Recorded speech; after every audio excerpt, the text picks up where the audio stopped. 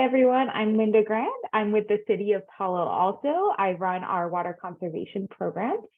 We're excited to hold this class tonight in partnership with the Bay Area Water Supply and Conservation Agency, BOSCA, and Canopy. Just going to go over a couple of quick formalities and information. So I know we're all pretty familiar with Zoom, but as you can see, all attendees are muted by default.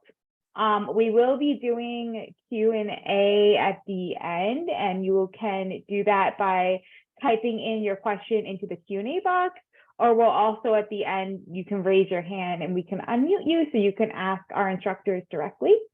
The webinar is being recorded and will be made available on the BOSCA website. A little background about BOSCA. So BOSCA represents 26 agencies that include cities, water districts, a water company, and a university, all that purchase water from the San Francisco Regional Water System.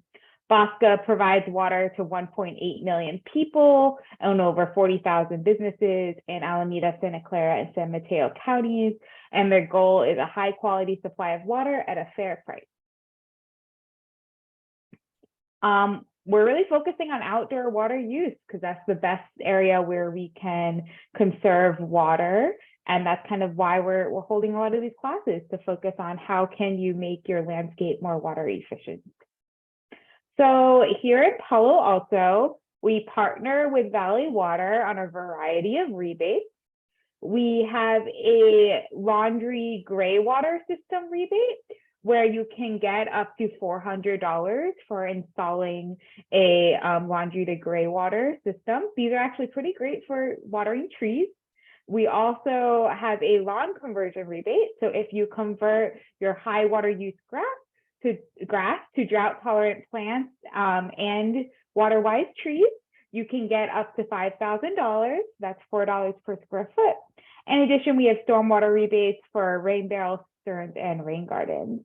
So go to cityofpaloalto.org/ways-to-save to learn more.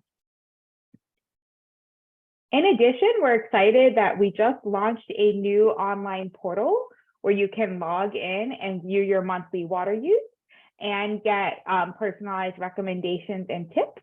So this is Water Smart. We're really excited to have this new offering for all of our residents.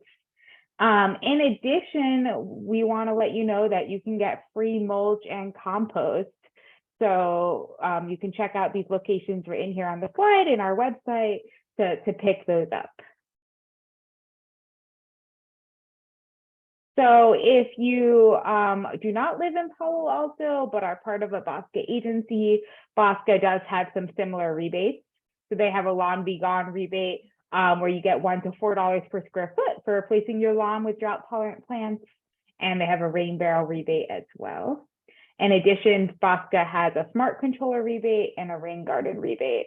You can go to bayareaconservation.org to find out what your retailer offers. Valley Water has some great resources as well. So South Bay Green Gardens has some garden designs.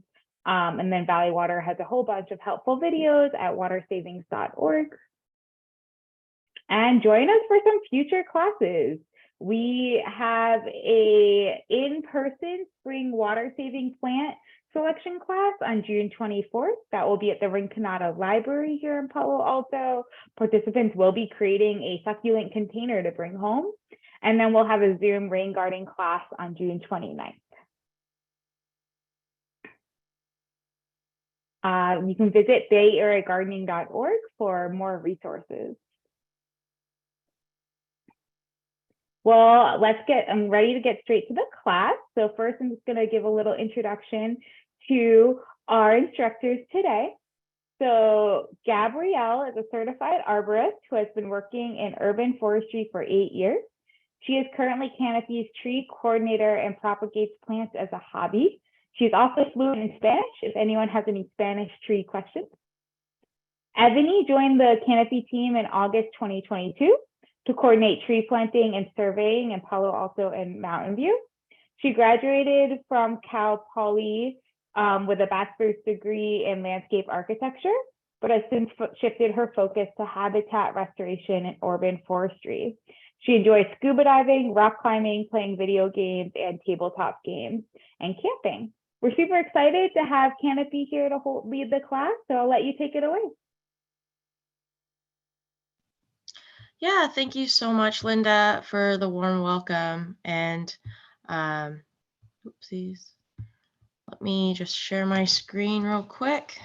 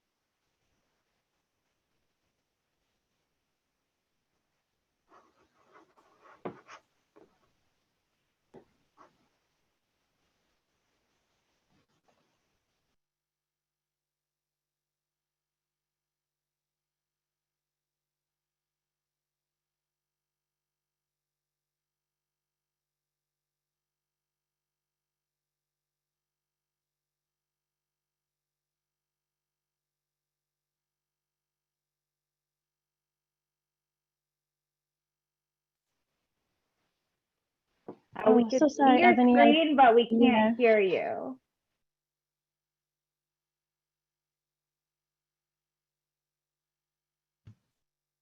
Yes, sorry about that. Let me start over, please. Well, welcome everyone. Thank you for joining us tonight to learn more about trees. Earlier, we had asked everyone what their favorite tree was in the Q&A, and mine is a valley oak. So as we continue on tonight, please feel free to continue throwing into the Q&A what your favorite tree is, and we'd love to read them at the end.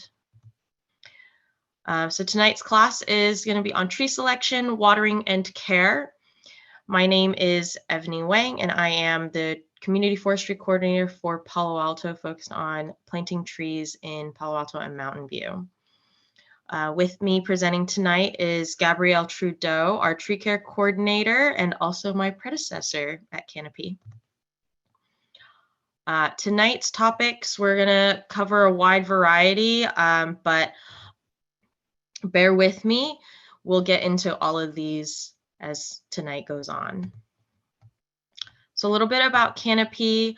Our mission is to grow the urban tree canopy in the Mid-Peninsula for the benefit of all, and we do it through 3 interconnected programs. Our trees program in the form of a program for both youth and adults to better equip the public with the general knowledge they need about trees. And finally, our advocacy program, where we influence policies to answer our biggest question: how can we ensure access to nature and to the benefits of trees as our cities continue to develop? One of our main programs in Palo Alto is our South Palo Alto Tree Initiative, affectionately known as SPATI. This is where we offer free trees for residents who live south of Oregon Expressway in order to bridge the canopy gap between North and South Palo Alto. And since 2016, we have planted over 500 trees in residential neighborhoods, schools, and public parks. In addition to Palo Alto, our other service areas include the cities of Mountain View and East Palo Alto, as well as the Bellhaven neighborhood in Redwood City and North Fair Oaks neighborhood in Menlo Park. The latter 3 are known as our branching out communities. We also advocate for urban trees at various jurisdiction levels, including the state of California, San Mateo and Santa Clara counties, the city of Menlo Park, and the federal government. And for our first topic tonight, it's know your trees, know their needs. So a lot of different trees have different water and care requirements. To determine how much and how often your tree needs water, consider this. The first thing you want to do is figure out what species you have. You can use the Urban Tree Key, which is a website to help you determine what species you have by asking you several questions, and it'll help you narrow down the possibilities. Or you can use Dr. Matt Ritter's A Californian's Guide to Trees Among Us. It is a book that includes a tree key that'll help you narrow down your species as well. Once you know your species, you can use Canopy's tree library, linked here, to look up that species' watering needs.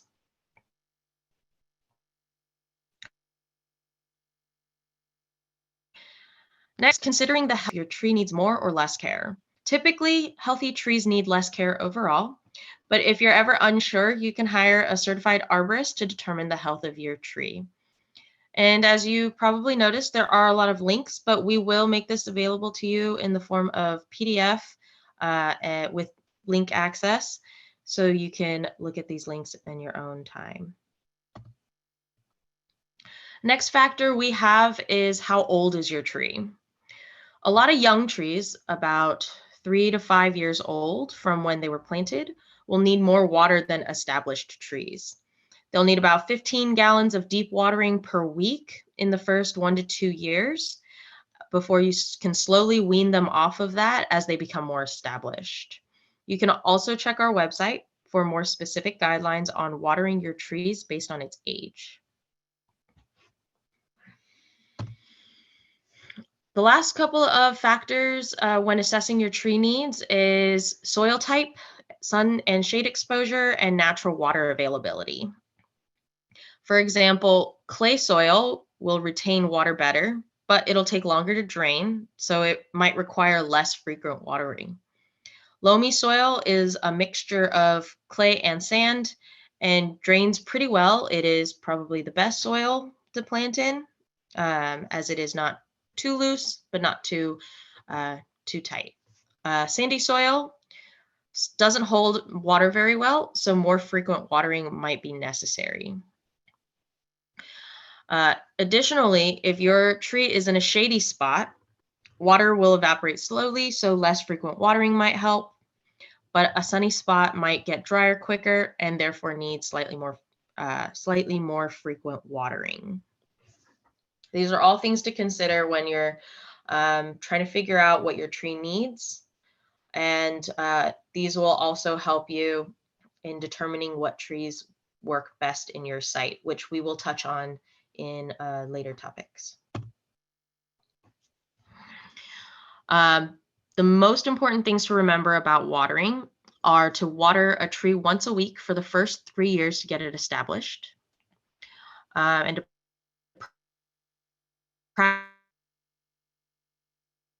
practice deep water basin watering to establish. So when we say deep water basin watering, we really mean all at once. Don't break it up over the course of 3 days. This should all be all 10 to 15 gallons at once. And last thing to remember is when you stop watering your lawn, if you stop watering your lawn, don't forget to water your tree, especially during a drought as well. So during a drought, and if you stop watering your lawn, again, please continue to water your trees. And another plug here, our tree watering guidelines. You can use that if you're ever unsure. But as I mentioned, the things to do, here are a few mindful things that we need to keep in mind of when we don't want to do. Don't rely on sprinklers for establishing a tree, as they don't do as much deep watering. It doesn't provide enough water, and it stays pretty much on the surface, so your roots don't get as deep as you want. Also, if you have an established native oak, please don't water them during the summer, as our California native species thrives under 2 conditions: cold and wet, or hot and dry. And this summer, it's going to be hot and dry, and the oaks will continue to thrive without that water. Excuse me. I will now pass it off to Gabrielle Trudeau, our tree care coordinator, to talk about young tree care.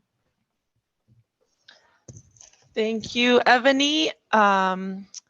All right, so let's get into some things you need to know for young tree care. Yeah, the next one. Thank you. All right, so here are some things to check your young trees for. You want to check your tree for a flattened watering basin. The basin is formed when the tree is planted to help funnel the water down its roots to avoid irrigation runoff. The degradation of the watering basin is very common. This happens from foot traffic, animals, and especially weather. So this is something you check annually when you're establishing a tree. And then as the tree grows in age, you'll want to extend this watering basin to the drip line of the tree, which is the image to the right. The drip line of the tree is the outermost part of the tree's leaves, where if you picture rain coming down on the tree, water would naturally fall from the edges onto the ground. And that's also where the tree has its most absorbing roots. So you want to make sure that as it's getting established, you're making that kind of dome or donut, the watering basin wider, so that whenever you get rains or there's dew, whatever the tree's leaves catch gets onto the most absorbing roots, and then the basin helps keep that there so it doesn't run off. And then check this, you're going to check this about once a year, and you really only need to do this until the tree is established, which takes about 3 to 5 years.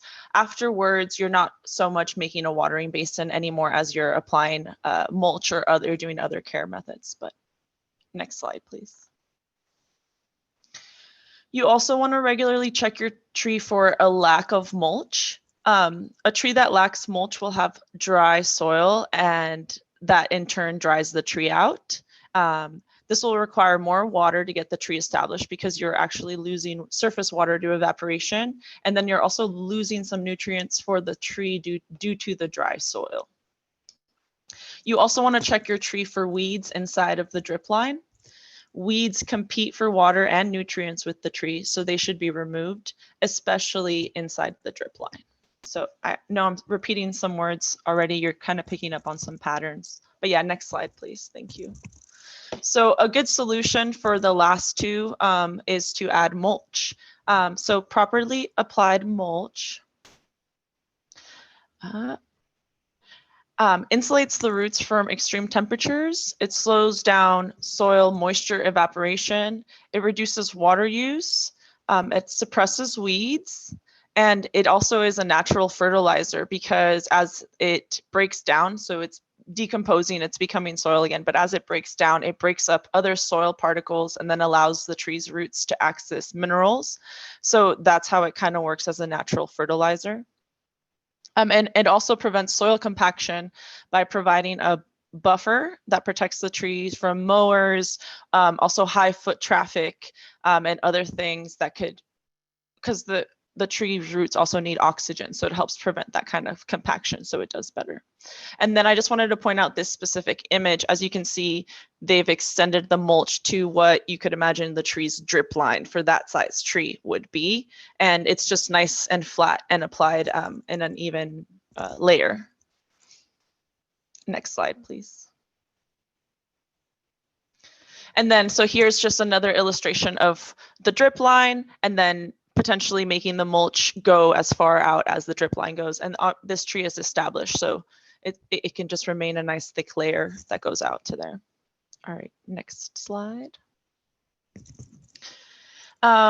So some more mulching tips is you want to be using organic matter such as wood chips that have with or without leaf matter. The leaf matter, you don't want it to just be all leaf matter, but it's okay if there's some leaf matter because trees actually prefer wood chip mulch because it mimics the duff that would naturally be created by their own leaves if they were in a forest. And so you can we apply mulch at planting. You may also rake its own leaves and kind of form its own mulch on the tree over time.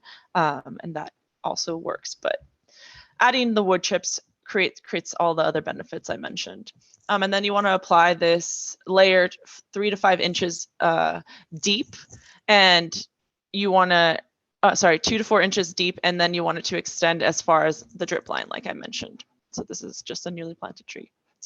And then if weeds persist, you want to place a layer of newspaper or cardboard, or a biodegradable weed cloth fabric under the mulch. And then you want to replenish it every spring or annually, or as you see it's completely like become dirt, because it's wood chips that are going to decompose into soil. So that's why it needs to be replenished. Sometimes it lasts up to 2 years, but you do have to replace it. And then lastly, you want to just avoid mulch volcanoes, which is this image here. As you can see in the inside near the trunk of the tree, that'll trap heat near the trunk, and that it'll create a perfect environment for like pests and insects to thrive and create a really hot environment for the tree. So you want to be avoiding mulch volcanoes. And if you can go back a slide, that's the proper mulch application. You see how you can picture airflow going straight across the trunk. So that's okay to do. All right, thank you. Next slide. Okay, planting new trees to replenish the urban forest is more important than ever. So to prepare for a hotter, drier future, it's important to plant the right trees in the right place. So one example of a tree, sorry, next slide. One example of a tree not planted in the right place is a tree that's planted under a utility line. So through the joint efforts of the Palo Alto's utilities, the Public Works and Planning Departments, and Canopy, the Right Tree and Right Place program allows for the free removal and replacement of trees interfering with power lines. The wrong tree growing rapidly under electric wires is at best a nuisance requiring constant expensive trimming, and at worst a hazard leading to power outages and potentially electrical fires. So for example, if you look at the image here, planting this tall tree under the power lines will result in this tree that has to be topped by utility crews. This will be costly for the city and all the ratepayers. And it's also a loss of investment in the mature tree that can't be pruned properly and will result in misshapen and unhealthy tree. So it just kind of has all of these problems that accumulate when you plant the wrong tree in the wrong place. So if you have a qualifying tree on your property, the city of Palo Alto will remove the tree at no cost, leaving the stump. If you choose to have the stump ground away, the city will reimburse you up to $300 for that cost. Then if you choose to replace the tree, the city will also rebate you up to $50 for the purchase cost of a replacement tree. And you can purchase a short utility-friendly species and replant it where your old tree grew, or you can select a tree that will grow taller and plant it somewhere else on your property out of the reach of electrical wires. And Canopy can help recommend replacement tree species, but I'll also be walking you through how we make these recommendations so that you guys can do some of the research in selecting trees as well. And then more information about this program can be found in the Palo Alto website, and it's also linked at the end of this presentation. Next slide, please. So keeping on the theme, so that's one program for overhead utilities, but keeping on theme, the term right tree, right place is a guiding principle in urban forestry and arboriculture. So that's basically what we're trying to achieve every time. We're trying to put the best tree that works for that location. And then how do we determine that? You can perform what's called a site assessment, which matches characteristics of the site with characteristics of the tree, thinking short-term and also considering long-term. So yeah, we'll get into that. So next slide, please. First, you want to assess the site.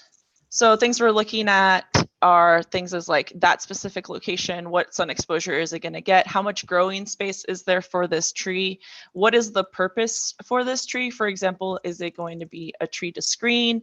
Is it a tree you want to produce fruit from? Is it something that's just aesthetically pleasing? Something that helps with temperature control or energy savings? So all of these first you have to assess the site to determine what kind of tree you want to put in there. So for example, large deciduous trees are usually planted on the south side for cooling shade in the summer. And then you can also use an evergreen windbreak to block cold winter winds. And then you want to plant the largest tree that fits in the space.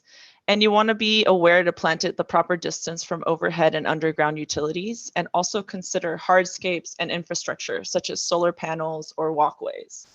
So that's basically assessing the site. And along with that, you want to note local climate zones that will also help match with tree species. And then they're listed here, but the climate zones are also available online for your area. Lastly, you want to consider maintenance, like what kind of maintenance will this site require, right? Like if a tree is in a lawn, then you're going to have to consider it. Okay, it's going to get mowed. It has to be able to tolerate that kind of irrigation. And then also make sure it has water, the appropriate water, and the pruning regimen. So when you plant a tree for the right size, like you do maximum size, ideally you don't want that tree needing too much pruning. So when you size it right, it'll just require a couple of structural pruning visits, but then it fits in that space. So you're creating less work when you size appropriately. All right, next slide, please. Next, we're gonna assess the tree. So Evany touched on this a little bit, but we're gonna talk a little. Yeah, each tree species has a climate preference that can be looked up online, and we provide resources for where to look these things up in a coming up slide.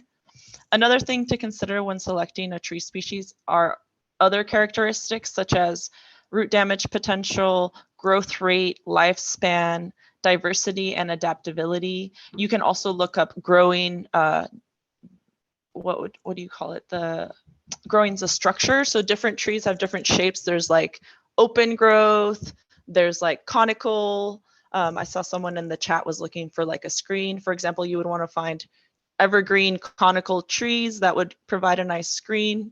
So those are kind of the words you're looking for and why you want to be looking these trees up, because it'll give you their growth pattern and what they look like when they're full size. And then native trees are more adapted to drought conditions and also our native climate. So I would recommend choosing a native tree if it fits, if there's one that works. If there isn't a native tree that fits for that purpose and site, then you move over to a tree that works in the similar climate. So anything that grows in a Mediterranean climate and is drought tolerant is how I would approach planting in California. Then you want to select the largest tree that fits the space, plan for the mature size, and then this will all minimize maintenance needs and also ensure that the tree lives as long as possible in that location. And then you want to think about other maintenance things that could come up with the tree, such as litter and fruit production. And also know that evergreen trees do shed leaves. There's no such thing as a tree that does not have any leaves that fall. So there's a little bit of maintenance to that, but then, an evergreen wouldn't have as much cleanup as a deciduous tree. So those are the things you're considering. Okay, next slide. So all that to say that first you want to assess the site, then you're going to go make your tree recommendations based on that. The correct tree planted in the right tree planted in the right place will ensure that it will live long and it'll maximize all of the benefits that the tree can provide. And for a list of species to plant right now and reasons why, you can read Canopy's blog. There's a part 2 as well. We list like top 10 trees that work in urban settings. However, since there are multiple trees that work in one location, I always assess each site before recommending a few species that work. So I can't say there's one tree that does it all. So please look at that blog and see why we recommend some of those trees, but make sure that it matches the site you're trying to plant it at. And when making your selection, be sure to select a few species in case that the one you want is not available at a nursery. And Also, planting a variety of species helps maintain biodiversity. So you could do like, instead of doing a row of all the same trees, for example, all crepe myrtles, you could do like a crepe myrtle and a water gum. So we're doing similar, all the same size, but one is evergreen and the other one is deciduous. So you have this like every other one. For example, if something struck the crepe myrtles, you would only lose half of that versus. So just multiple species is a nice way to do it, but I understand trying to match your neighborhood or trying to keep an aesthetic. All right, yeah, next slide, thank you. To select an appropriate species, you want to make sure you research the species. So here are some of the resources you can use to find this information. Select Tree and Canopy's Tree Library are both databases that will list, that have tree species, and they list climate zones, the drought tolerance, root damage potential, utility friendliness, if it's prone to any pests or diseases, and it lists one of the most important things, which is the height and width of the tree. So then that's how you can properly fit it into a location. You always want to plan for the maximum height and width. Trees planted in locations unsuitable for them is the #1 reason they are removed in the urban setting. So you always want to use the maximum height and width. Then I wanted to mention the California Invasive Plants Council, or CalIPSI. They publish plant lists of invasive species to avoid. So it's good to check in with them because certain species, you never know, you know, a species has to be overplanted or starts to behave in a certain way. Climate affects how species respond. Some species weren't invasive, become invasive. So you always have to check and stay up to date with that. So that's why we wanted to mention to check with them. So make sure that you're not planting an invasive species to California. And then lastly, I just want to encourage everyone to plant correctly, right? You've done the site assessment, you've selected the trees that work there, and it's like, now how to make sure that they get established and they thrive. You also have to plant the tree correctly. So there are different ways to learn this. You can watch, Canopy has a how to plant a tree video, which is linked here, but it'll also be at the end, and for proper technique. And then I also recommend volunteering. I think this audience is Palo Alto, but you can volunteer with Canopy to come and practice planting a tree, so that you know you can at least instruct or have, you'll know exactly what the process needs to be so the tree is doing well. Next slide, please. And with that, I'm going to pass the mic back over to Evany to talk about the benefits of trees. Great. Yeah, thank you. So there are 3 categories of tree benefits: environmental, economic, and health. And here I'll briefly highlight a few, but please take a look at these at your own leisure while we continue on. On the environmental benefits, I'd really like to specify, and they reduce stormwater runoff. From an economic side, trees provide shade, which helps moderate temperatures and control energy reduction. And then from a health benefit, I really like to highlight the mental and respiratory health that trees provide. And for the purpose of this class, we will touch on how trees specifically save water, mostly by managing rainwater in storm vents. And we're talking about how trees will intercept rainfall with their leaves, like Gabby mentioned earlier with the drip line. This prevents water runoff and soil erosion, but it also reduces chances of flooding. Tree roots will hold stream banks in place, thus reducing soil erosion and preventing sediment from entering our storm drains and therefore our streams and ocean. They also save water by improving water quality and slowing down the flow of water, which helps recharge our aquifers, but it also does help with soil erosion in that case.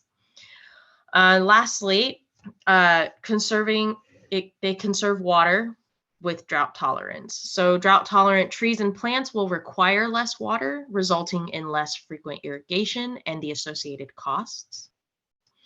Drought tolerant trees also don't need irrigation once they become established. So they are a more upfront cost, but since trees can last decades, sometimes even centuries, you're looking at saving hundreds, maybe thousands of dollars over decades of time.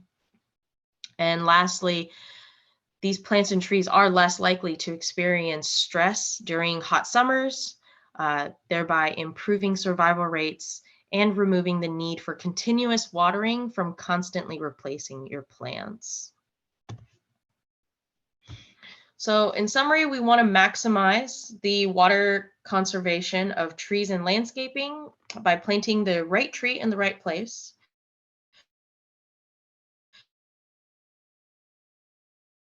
And selecting a tree suited to this conflict from utilities, underground and above ground, paved surfaces, or buildings. Planting drought-tolerant species with low water needs, and incorporating more trees in your landscape for improved water quality. And please remember to apply a thick layer of mulch, roughly 2 to 4 inches, under the drip line of trees and throughout your landscaped areas to retain soil moisture and reduce your watering needs. Last but not least, our last topic for tonight is going to be on removing your lawn, but helping your trees transition. Now, lawns and traditional turf may look tidy, but they can suck up a lot of water without offering much in the way of environmental benefits. Since more than half of outdoor water is used on lawns, removing your water, letting it go golden, or substituting for drought-tolerant native grasses can help lower your landscape water use.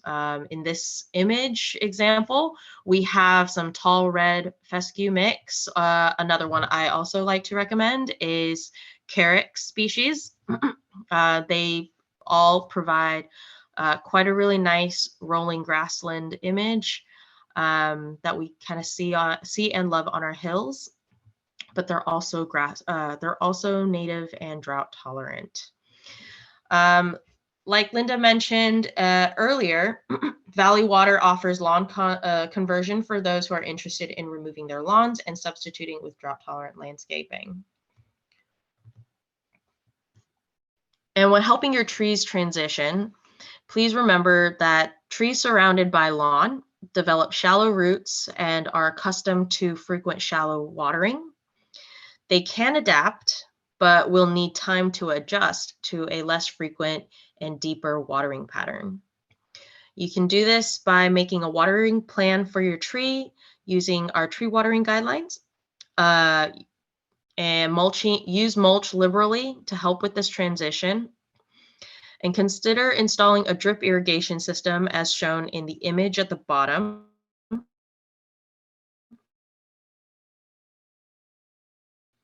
The drip irrigation is laid out in add mulch on top. It'll look like the left image, and that mulch will help retain moisture for the tree and your landscaping. For your tree specifically, I would also recommend tree bubblers, as they are more targeted towards for your tree, and they can allow you to make sure that you are getting that deep watering in there. You can find a lot of our resources on our website at canopy.org. Here's just a snapshot of what you might be able to find. And some specific resources we would like to highlight are our tree library and Valley Water's residential lawn conversion rebate. And like I mentioned before, we'll make this available to you. We'll make this presentation available to you so that you can take a look at all these links. Here's another slide on resources that you can take a look at. I'd really like to emphasize the City of Palo Alto's Right Tree, Right Place program, especially if you have a tree under utilities that you think qualifies for the program.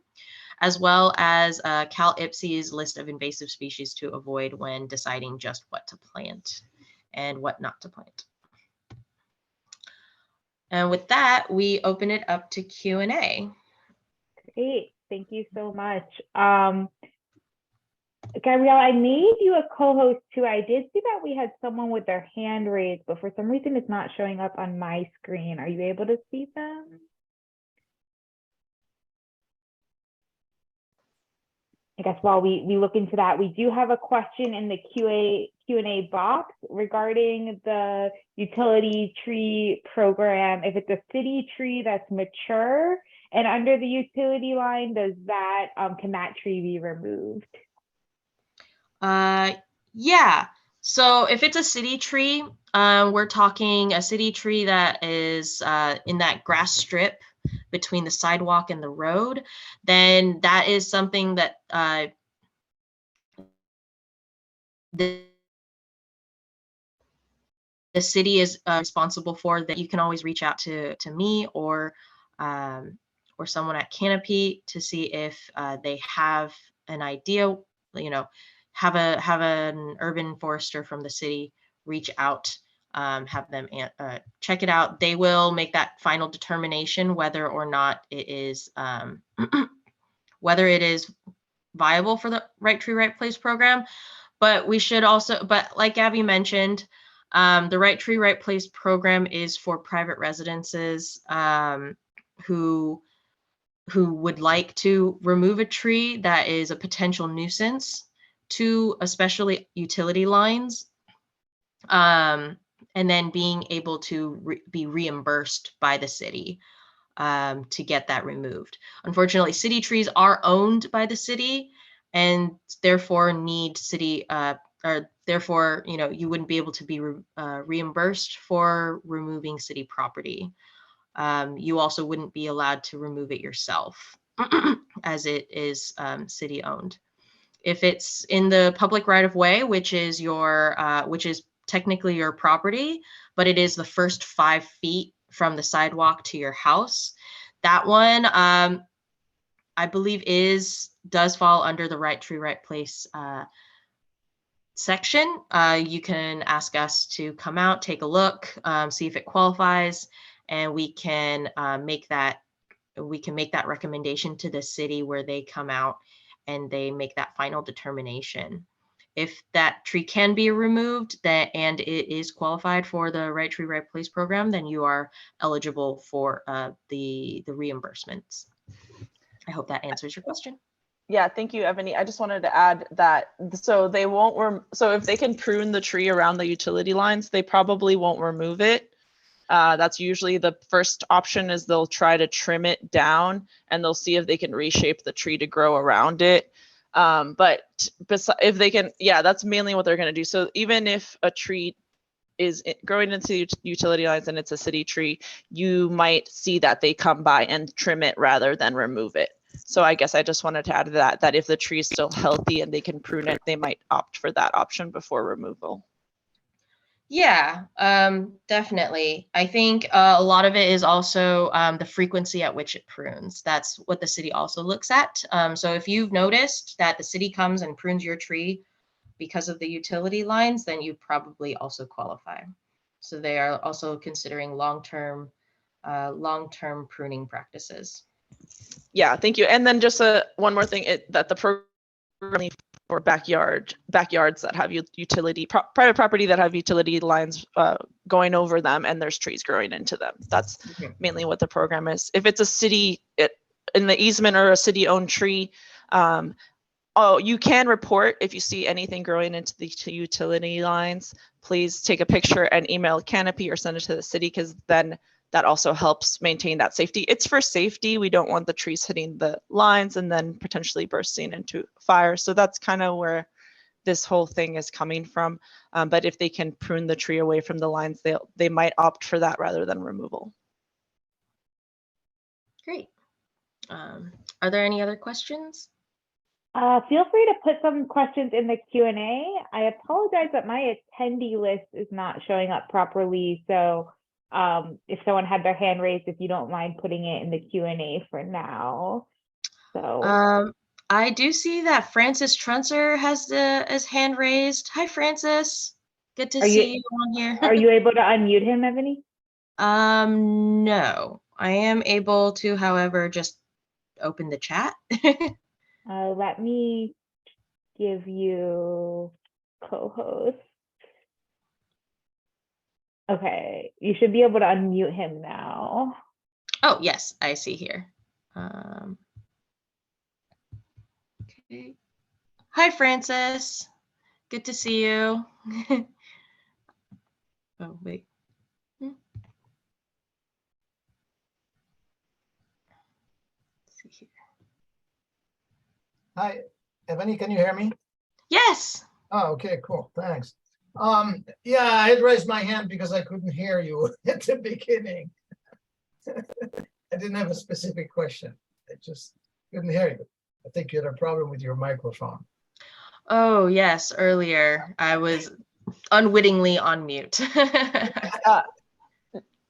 You were cutting out a little bit, but we got very lucky. Evany cut out in the presentation, only in the slides where she was reading directly from the slide. So we got very lucky, and that's why we didn't have to interrupt. But yes, the ones where you weren't reading off the slides, we got to hear you fully. So I don't think anyone really missed anything.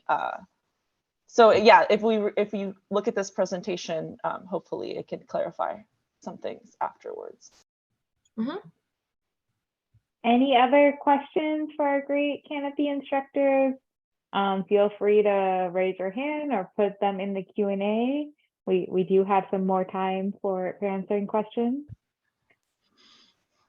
I did want to reiterate the blog we posted, that in case some of you were coming to this chat to get specific tree species and why they work well, the canopy blogs do dive into tree species if some of you were hoping for specific recommendations. So just a reminder for that. And then Hannah has her hand up. Yes, I was wondering whether you could suggest some good trees for boundary for two properties which are very close to each other, and they go up to second floor. There's not too much light in it, and we do have one big oak tree in the middle, but we would like to extend it. So which tree would you recommend? So you're probably looking at something that's evergreen since it's between two properties. So I'm guessing you want to keep that. And then small space, so something that's column shaped, columnar is what we call it. So you could go with like what's the Cupressus sempervirens? Italian cypress. Thank you. You could do that. There's the, depending on how much, there's smaller ones too, like, I would like something taller, so it really goes up to second floor, so we don't look at each other's window, two property next to each other. Yeah. So, we've sorry, go ahead. I think that you can start with those those words. If you take those to a nursery, like something that's evergreen, something that is columnar, and then keep in mind how much the growing space you have. I think if you get those three, you could go to a nursery and someone could point you to the trees that they have available that work that way. There are probably, if we could sit there, but I could probably name 5 to 10 species that could work in that location. But like I said, I'd have to go see the site. Oh, I see. Like, yeah, without seeing the site, you can't know for sure. Yeah, so you have to go assess it in the way I showed you, because that's how I would do it. You show up and then you say, oh, these will work. Okay, thank you. Yeah, if you send me a photo of the location, I could potentially give you some better recommendations. Yeah, I would like, I can do that. And you can send me where to send it. Actually, yeah, it's on the screen now. I believe I'm still screen sharing. On the screen, we have both mine and Gabrielle's emails. Okay. So, as well as our work. Gabrielle@canopy.org. Okay. Yeah. So, and then if you're in South Palo Alto, I'd just like to reiterate that you can reach out to me for a free tree. We are done for this particular planting season, but we do open up our site visits again for the next planting season, which starts in October. But I do start my site visits around September. Yeah, okay. We are in College Terrace, which is not South Palo Alto. So, It's all right. okay. Nice. And then just again, thank you guys. Please feel free to email us individual questions. And if you have them about trees on your property, photos definitely help us give you a better answer. So. Okay. I see we do have a question in the Q&A. Do you have any guidelines on watering a young lemon tree about 1 year in the ground? Yeah, just make sure it's mulched. It's only a year in the ground, so don't let up on the watering routine. So keep giving it water every week, about 10 to 15 gallons. Trees absorb 10 gallons of water a week. We recommend 15 because that's how you encourage it to have deep roots, so the roots don't come up searching. So that extra 5 gallons is to just put water further down in the ground so the tree can go there looking for it. So yeah, I think if you mulch and water regularly, this is the springtime. It's probably, if it's a year in the ground, you're maybe okay to prune it as well. And just to make sure it has good health. When you prune, you're looking for 5 Ds: dying, damaged, disease, disoriented. I forgot one of the Ds. But yeah, just a light pruning, mulch, and water. And then that should be enough of the care it needs. No overwatering. Like I said, trees absorb about 10 gallons a week. So if you're giving it water every single day, you could stress a tree out. A lemon tree is also somewhat drought tolerant. So yeah. Great. Feel free to put some more questions in the Q&A. While we wait for that, I was wondering, could you explain a little bit more about how residents could use like a laundry graywater system to water trees, and if there's any specific trees that you know are very successful with that? Yeah, a lot of graywater systems are, or graywater systems is a really great way to do it. In terms of what does well, I have heard that fruit trees actually do pretty well with graywater systems. Definitely look into any species that are really good at filtering pollutants. As you know, graywater systems do still have various soaps, or it has been used with other materials. So a tree that is very fragile and doesn't do well taking in toxins wouldn't do well with graywater. But I'd have to go through my my species list to be able to really consider that. But most trees that are helpful in the urban environment are actually probably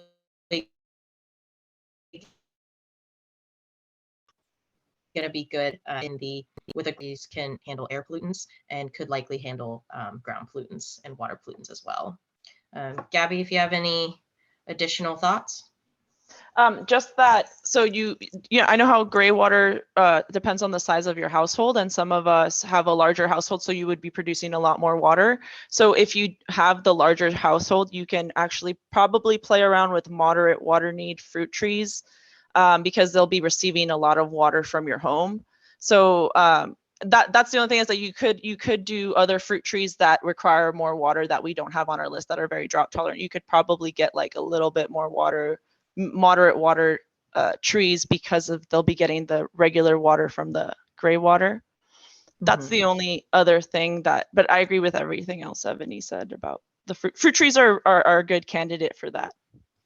Another species that I just thought of would probably be like dogwoods, willows. Those trees are also very much adapted to filtering pollutants, especially if right in sort of really wet areas. So if you've got a lot of water a lot of gray water, take a look into our native dogwoods, native willows. Those ones can also really provide a lot of shade in the summer, but then they are very beautiful in the winter with very colorful branching, if you're looking for something with aesthetic. Great. I'll give a couple more minutes for people to ask any additional questions. I don't see anything right now. Becky said thank you. We did get an additional favorite tree in the beginning, Cercis occidental and California buckeye. Yeah, those are two of our, yeah, Cercis occidentalis is our western redbud. It is a very beautiful pink tree or pink flowering tree with very large, almost heart-shaped leaves.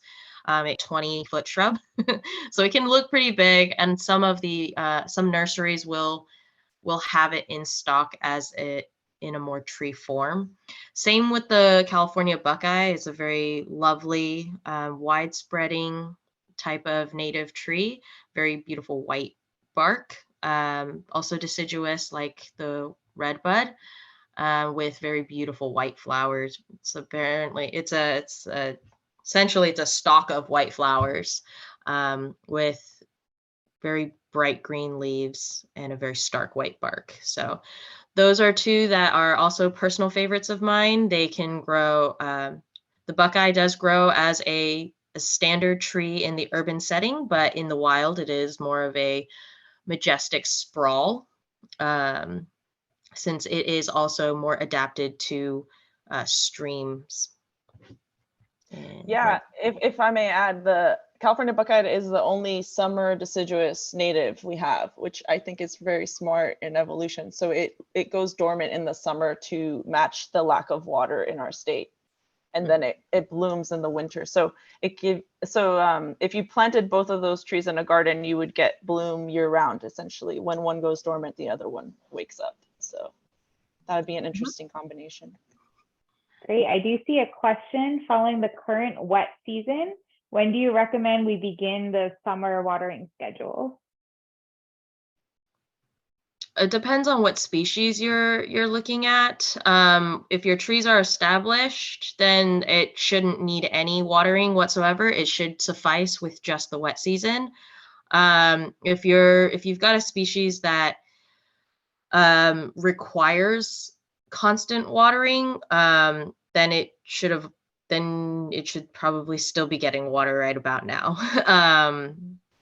But if it's still within the 3 to 5 year range, if it's probably closer to the 3 to 5 year range, we'd probably recommend watering around.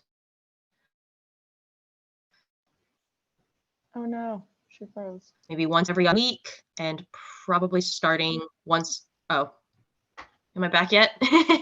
Yeah, you broke up a little bit, but I'm pretty sure you said to just starting now. We haven't had rains for a few weeks. If it's been a month without rain, you want to start watering your young trees now. And then, so what Evany said is, if you had an established tree, probably don't necessarily water it. But if you have anything that's 5 years or younger, it needs to still receive water. And right now would be the perfect time to start the summer regimen until the fall. With our recent rain, I'd actually probably recommend starting next week, since we did get a decent amount of rain the last couple of days. But yeah. Yeah, actually, that's great. So usually the weather app on our phones gives you the precipitation now. So then you can check that to see if you need to water your tree. So if you had, I think it's like half an inch of rain or more, then that suffices for watering a young tree. But if we get less than that, then it's like you have to still go out and water it. So that's a great thing to look out for. And now we have a little technology thing that tells you precipitation. So that's nice. Great. I don't see any other questions. We'll give people one last chance. Otherwise, we'll wrap up.